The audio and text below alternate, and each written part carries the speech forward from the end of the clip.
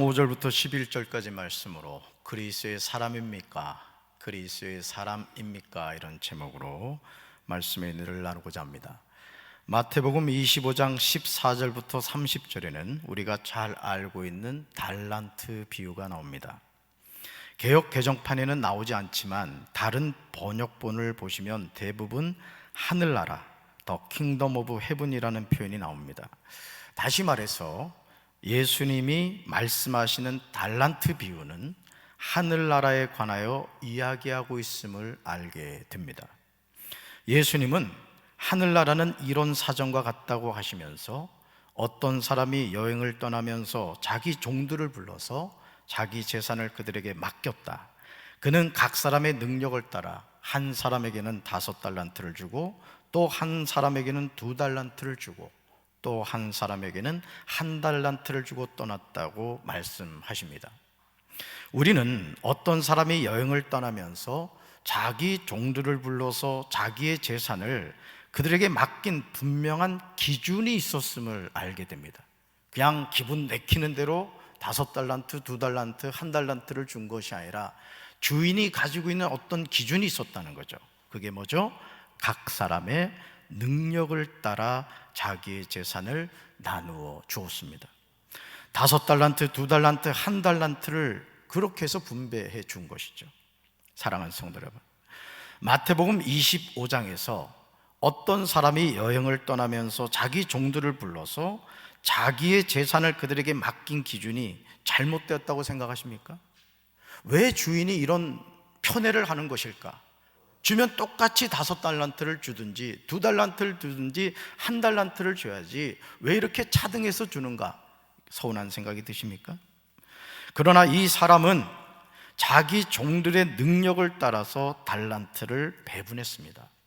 그리고 세번역을 보시면요, 여기서 1달란트는요 노동자의 15년 품삯입니다.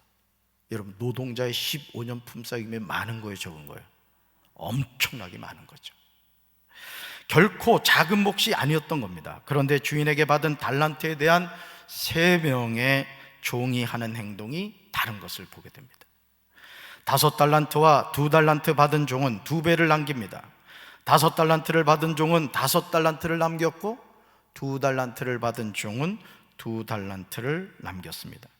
그러나 1달란트를 받은 종은 땅에 감추어 둡니다. 마태복음 25장에서 5달란트 받은 종과 2달란트 받은 종은 주인에게 달란트를 받은 후에 바로 가서 그것으로 장사하여 이익을 남깁니다. 배이익을 남깁니다. 그러나 1달란트를 받은 종은 가서 땅을 파고 그 주인의 돈을 감추어 두었습니다. 그 주인이 1달란트 받은 종에게 악하고 게으른 종아 책망합니다. 그러면서 너는 내가 심지 않은 데서 거두고 뿌리지 않은 데서 모으는 줄 알았다. 그렇다면 너는 내 돈을 돈놀이하는 사람에게 맡겼어야 했다. 그랬더라면 내가 와서 내 돈에 이자를 붙여 받았을 것이다. 이렇게 말합니다. 이것이 종이 해야 하는 일입니다. 사랑하는 성도 여러분, 저와 여러분은 누구나 하나님으로부터 받은 달란트가 있습니다.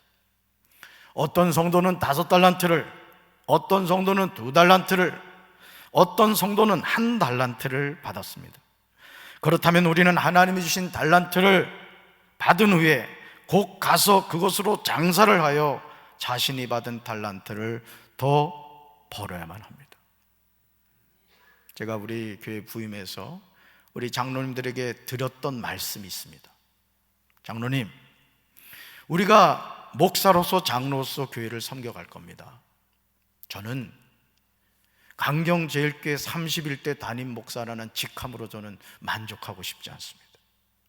제가 이 교회 부임해서 사역하는 동안 우리 교회가 부흥했고 성령이 역사하시고 하나님이 함께 하시는 교회였다, 나는 이런 이야기를 듣고 싶습니다.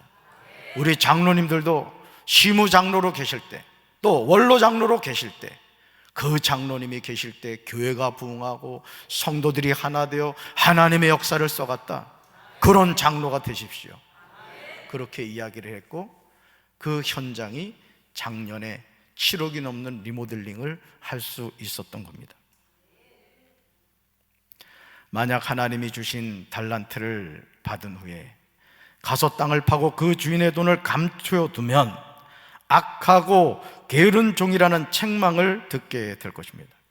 심지어 자신이 받은 달란트를 빼앗기고 바깥 어둠대로 내쫓기어서 거기서 슬피 울며 이를 갈게 될 것입니다.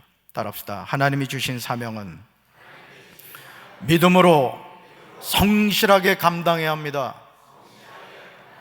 아멘. 그러므로 이제 우리가 그리스도의 사람으로 이 세상에서 승리하는 삶을 살려면 우리 삶은 방향이 분명해야 됩니다. 속도보다 중요한 게 뭐라고요? 방향입니다. 아무리 빨리 달린다 하더라도 방향이 잘못되면 빨리 달릴수록 더욱 문제가 됩니다. 하나님이 맡겨주신 사명도 마찬가지입니다. 방향이 중요합니다. 목사면 목사답게, 장로면 장로답게, 권사면 권사답게, 집사면 집사답게, 왜 하나님이 나를 불러주시고 세워주시는가, 이걸 깨닫고 사는 게 중요하죠. 세상에는 두 종류의 사람이 있습니다. 로마서 8장 5절에서 바울은 두 종류의 사람에 관하여 우리에게 전하고 있습니다. 육신을 따르는 자는 육신의 일을 생각합니다. 영을 따르는 자는 영의 일을 생각합니다. 사랑하는 성도 여러분, 여러분은 지금 육신을 따라 사는 사람입니까? 아니면 성령을 따라 사는 사람입니까? 저는 저와 여러분이 성령을 따라 사는 삶을 살게 되기를 주님의 이름으로 축원합니다.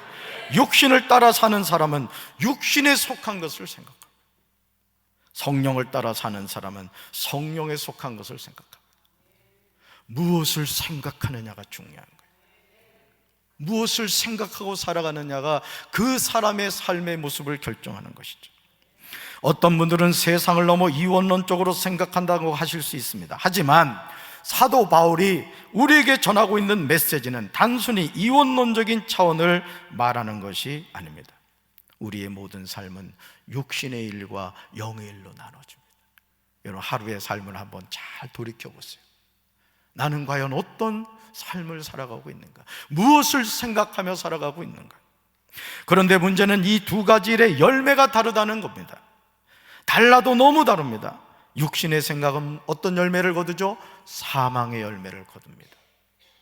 영의 생각은요, 생명과 평안의 열매를 거두게 됩니다. 기억하십시오. 성령을 따라 살면 생명과 평안을 누리지만 육신을 따라 살면 죽음에 이르게 됩니다. 사랑하는 성도 여러분, 지금 자신이 어떤 생각을 하며 살고 있는지 자신을 점검해 보시기를 바랍니다. 나는 육신에 속한 생각을 많이 하는가, 아니면 영에 속한 생각을 많이 하는가, 신중하게 살펴보시길 바랍니다. 우리의 생각이 우리의 영적인 상태를 결정하는 거예요. 그래서 주님의 몸된 교회 성도들은 항상 성령 충만해야 됩니다. 성령 안에서 깨어 있어야 됩니다. 그래서 여러분이 섬기는 교회 담임 목사가 성령 충만하여 교회를 바로 이끌어가고 성도들에게 풍성한 영의 양식을 공급해 줄 수 있도록 중보하는 우리 강경지방 장로님들과 우리 모든 성도들 되기를 주님의 이름으로 축원합니다. 성령을 따라 살면 생명과 평안을 누리지만 육신을 따라 살면 죽음에 이르게 됩니다. 여러분, 달란트 비유에서 세 종의 차이는 달란트의 차이가 아니었습니다. 우리는 5달란트, 2달란트, 1달란트를 주목하게 되는데 그 차이가 아니었다는 거죠. 주인을 향한 적은 일에 관한 충성심의 차이였습니다. 따라합시다. 충성심. 충성심. 우리가 예수님을 영접하고 죄사함을 받아 하나님의 자녀가 되기 전에 우리는 누구나 육신을 따르는 자였고 육신의 생각을 통하여 사망이란 열매를 거뒀습니다. 그러나 이제 하나님의 자녀가 됨으로써 영의 생각을 통하여 생명과 평안을 거두게 되었습니다. 하나님은 우리가 거두는 열매를 보고 계신 줄로 믿습니다. 마태복음 25장 21절과 23절에서 주인이 두 종에게 칭찬하는 말이 나와요. 저와 여러분의 칭찬이 되길 바랍니다. 같이 읽습니다. 그 주인이 이르되 착하고 잘하였도다. 착하고 충성된 종아, 내가 적은 일에 충성하였음에 내가 많은 것을 내게 맡기리니 내 주인의 즐거움에 참여할지어다 하고, 그 주인이 이르되 잘하였도다. 착하고 충성된 종아, 내가 적은 일에 충성하였음에 내가 많은 것을 내게 맡기리니 내 주인의 즐거움에 참여할지어다 하고. 아멘. 그 주인이 5달란트 받은 종과 2달란트 받은 종에게 잘하였다고 칭찬합니다. 착하고 충성된 종이라고 합니다. 그러면서 내가 많은 것을 내게 맡기겠다고 합니다. 내 주인의 즐거움에 참여하라고 합니다. 자신이 받은 달란트로 배를 남기는 과정은 절대 쉽지 않았을 겁니다. 그러나 그들은 충성하였습니다. 사랑하는 성도 여러분, 육신의 생각은 하나님과 원수가 됩니다. 저도 지금 30여 년의 목회를 하면서 제가 깨닫는 게 있어요.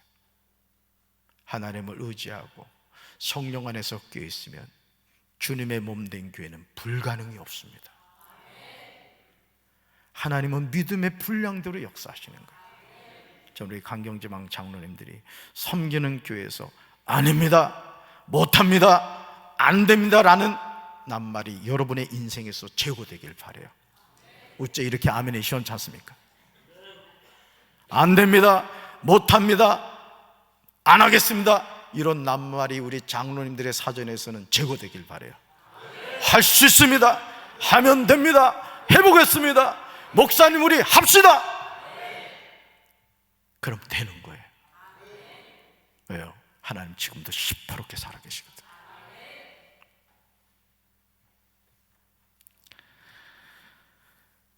여러분, 육신의 생각은 하나님의 법에 굴복하지 아니할 뿐만 아니라 할 수도 없습니다. 또한 육신에 있는 자들은 하나님을 기쁘시게 할 수 없습니다. 이런 인생은 끝난 거예요. 저는 목회를 하면서요, 목회를 하면 할수록 두렵다는 생각이 참 많이 듭니다.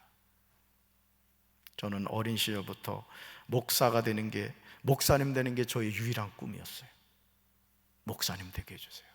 삼시세끼 밥 먹을 때마다 목사님 되게 해주세요, 그게 제 기도였습니다. 그리고 목사가 됐습니다. 근데 제가 느끼는 게 뭐냐? 두려움입니다. 왜요? 목회자 한 사람이 바로 서지 않으면 그 교회가 무너지게 되고, 목사님 한 사람이 바로 깨어있지 않으면 그 교회는 소망이 없기 때문에 그렇습니다. 여러분들이 왜 섬기는 교회 담임 목사님 위해 기도해야 됩니까? 왜 교회를 세우는 장로가 되어야 되고 성도가 되어야 됩니까? 그 이유는 우리는 공동체이기 때문입니다. 목사 한 사람이 잘한다고 되는 것이 아니에요. 장로님 한 분이 잘한다고 되는 것이 아닙니다. 합력하여 선을 이룰 때 하나님은 새로운 역사를 써 가실 줄로 믿습니다. 그렇다면 우리가 육신의 생각과 육신에 있는 삶을 살지 않기 위해서 어떻게 해야 할까요? 어떻게 하면 영의 생각을 하고 영을 따르는 삶을 살아갈 수 있을까요? 로마서 8장 9절에서 바울은 우리에게 그 비결을 제시하고 있습니다. 말씀 같이 읽습니다. 그러나 하나님의 영이 여러분 안에 살아계시면 여러분은 육신 안에 있지 않고 성령 안에 있습니다. 누구든지 그리스도 영이 없으면 그리스도의 사람이 아닙니다. 아멘.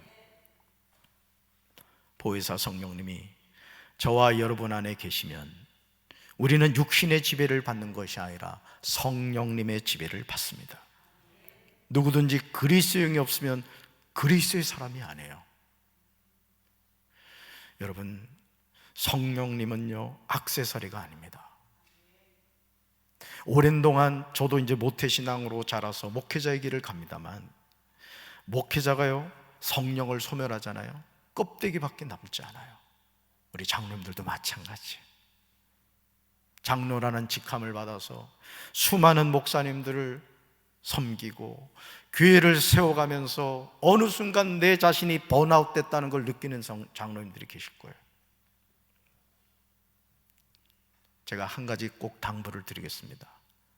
섬기는 교회 목사님을 위해 기도하셔야 됩니다. 교회를 세워가셔야 됩니다. 그러나 목사를 바라보진 마십시오. 저는 우리 성도들에게 그렇게 얘기합니다. 여러분, 저를 바라보시면 안 됩니다. 제 손을 잘 보십시오. 저는 여러분들에게 제가 하는 역할은, 성도 여러분 보십시오, 저 십자가의 예수님을 바라봐야 됩니다. 이게 담임 목사가 하는 역할인 겁니다. 담임 목사도요, 연약합니다. 허점 많습니다. 그래서 여러분들이 목사를 바라보면 시험 들고 실족할 수밖에 없는 거예요. 앞으로는 살아계신 하나님 바라보시고 성령님 의지하시면 끝까지 주어진 사명 믿음으로 감당하게 될 줄로 믿습니다. 5달란트와 2달란트 받은 종은 적은 일에 충성하는 마음을 가지고 주인의 소유로 장사를 하여 배의 수익을 남겼습니다. 누가 그리스도의 사람입니까? 외적으로 경건하게 보이는 사람입니까? 주일마다 성경을 옆에다 끼고 극한 표정을 지으면서 이른다고 누가 알아줍니까? 주님은 그런 것 알아주지 않습니다. 목사이고 장로이게 그리스도의 사람입니까? 아닙니다. 절대 아닙니다. 누구든지 그리스도인이 없으면 그리스도의 사람이 아님을 깨달아야 할 줄로 믿습니다. 그래서 성경은 우리에게 말합니다. 성령을 소멸하지 말아라. 권사 때는 열심히 기도하던 분이 장로가 되면서 기도의 줄을 놓는 분들이 있어요. 안 돼요. 그러면 우리 장로님들 더 많이 기도하십시오. 더 많이 끼어 기도하십시오. 그럴 때 여러분의 교회가 다시 성령이 역사하시고 부흥하게 될 줄로 믿습니다. 우리 장로님 기도하신 것처럼 우리 강경지방 얼마나 단촐합니까? 딱 20개 교회예요.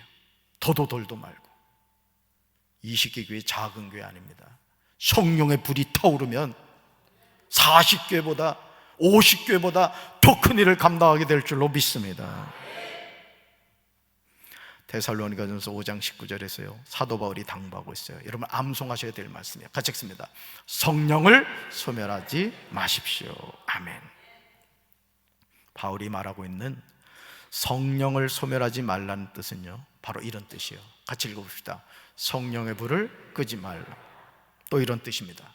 성령의 활동을 제한하지 말라. 아멘. 성령의 불을 끄지 말라는 거예요. 교회 안에요 소방수 역할을 하는 사람들이 있어요. 막 교회가 막 성령이 불타오르는데 찬물을 갖다 꽉 끼얹는 사람이 있어요. 또 성령이 막 운행하시고 역사를 써가려고 하는데 그 활동을 딱 제한하는 분들이 있어요.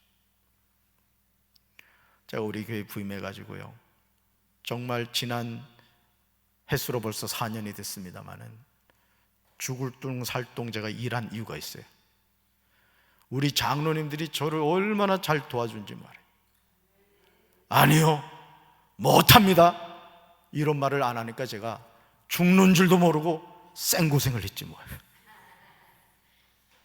사람이 그렇습니다. 잘한다 하면 잘하는 거예요. 목사님도 마찬가지입니다. 장로님들이 와 우리 장로님 말씀에 침 발라가지고 은혜가 넘치고 말이에요. 멋지고 우리 지방에서 우리 목사님 짱! 이래 봐요. 그냥 목사님이 목숨 걸고 일합니다. 맨날 뒤에서 궁시렁 하면요 잘하던 목사님도 기죽어서 못하는 거예요. 우리 장로님들 담임 목사님 칭찬하시기 바래요. 칭찬하시기 바래요. 가끔 맛있는 것도 좀 사주고. 그게 교회가 사는 비결입니다. 목회자가 목회에 힘을 내지 않으면요 그 교회는 살아날 수가 없어요. 장로님이 아무리 훌륭하시다 할지라도 교회는 영적 질서가 있는 거예요. 그 질서가 지켜지지 않는 교회는 소망이 없는 겁니다. 우리 강경제일교회가 모교회로서 제가 정말 칭찬하고 싶은 건 그거예요. 담임 목사 중심으로 하나가 되어서 지난 4년 동안 열심히 달려온 거예요. 보시는 바와 같이 아마 예전 우리 교회 모습을 보신 우리 장로님들은 깜짝 놀랄 거예요. 이 천정이 10m입니다. 10m. 제가 부임해 보니까 그냥 쥐 오줌 싸놓은 것 같이 막 거시겠어요. 근데 하나님이 하게 하시더라고요. 왜? 할 수 있다 하면 된다 해보자 하니까 되더라고요. 할렐루야. 저는 모든 가정과 교회에 성령의 바람이 불기를 주님의 이름으로 축원합니다. 우리 강경지방에 성령의 바람이 불기를 주님의 이름으로 축원합니다. 우리 남부연회와 감리교단에 성령의 바람이 불기를 주님의 이름으로 축원합니다. 비록 저와 여러분의 몸은 죄 때문에 죽었을지라도 그리스도께서 저와 여러분 안에 계시면 저와 여러분은 이미 하나님과 올바른 관계에 있으므로 저와 여러분의 영은 살아있습니다. 영이 살아있어야 될 줄로 믿습니다. 영이 죽으면 안 됩니다. 성령의 충만함은 액세서리가 아니에요. 죽을 때까지 성령 충만한 우리 장로님들, 우리 성도들 되기를 주님의 이름으로 축원합니다. 그리스도가 저와 여러분 속에 계신다고 하더라도 저와 여러분의 육신은 죄 때문에 죽습니다. 왜요? 죄의 삭은 사망이기 때문입니다. 그러나 그리스도가 저와 여러분의 영혼을 용서해 주셨으므로 저와 여러분의 영혼은 살 것입니다. 예수님이 잠자는 자들의 첫 열매가 되심으로 예수님의 영으로 인하여 우리 죽을 몸도 살리십니다. 영의 부활이 있듯이 육의 부활이 있습니다. 우리는 이것을 믿어야 될 줄로 믿습니다. 그래서 그리스도의 사람은 그리스도의 영이 거하는 삶을 살아야 돼요. 여러분, 사울왕을 기억하십니까? 그가 하나님의 부름을 받았을 때 여호와의 영이 사울과 함께 했습니다. 그때 그는 예언을 했습니다. 하나님으로부터 이스라엘 일대왕으로 세움을 받았습니다. 그런데 그가 하나님의 명령에 불순종했을 때 여호와의 영이 떠나고 하나님이 부리시는 악령이 임했습니다. 결국 길보아산 전투에서 스스로 목숨을 끊고 말았습니다. 하나님의 자녀는 죽을 때까지 성령 충만해야 되고 죽을 때까지 성령의 이끌림을 받아야 될 줄로 믿습니다. 성령을 거역하는 행동하지 마십시오.